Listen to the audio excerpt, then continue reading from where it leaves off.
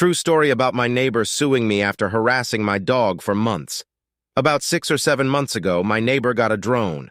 I don't mind people having hobbies, but for some reason he insisted on flying like the biggest jerk possible. He would hover in front of other houses and windows, try to race cars going down the road, and worst of all, he had a habit of flying his drone in my fenced backyard, buzzing over my dog, diving low just over my dog's head before circling around to do it again. My dog isn't small, he's about 70 pounds and a Malamute, but the drone terrified him, and I was worried what would happen if it hit him. I asked my neighbor several times to please not fly in my yard and explained that it was scaring my dog. He basically told me to get lost and laughed in my face. When it still continued, I called the police. Unfortunately, there wasn't much they could do other than ask him to please not fly over my property. Finally, in late December, it happened. My dog got tired of his shit and managed to catch the drone right as it was diving towards him. He shredded the drone. The thing was just a jumbled mess of wires and plastic.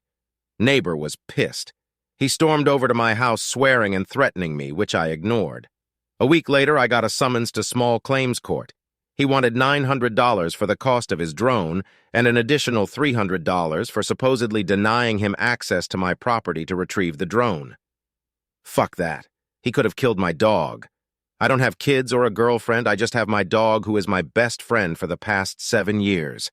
That dog has moved with me 3 times, was there when I graduated college, saw me buy my first house and my first new car.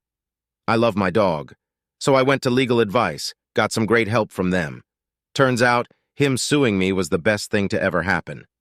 When we got to small claims court, the judge basically laughed away his claims that I had intentionally trained my dog to attack his drone. But little did he know I was prepared. I had dozens of photos of my yard showing it was impossible for him to accidentally fly that low to my dog, videos of him harassing my dog in the past, and I had saved all my medical bills from taking my dog to the vet.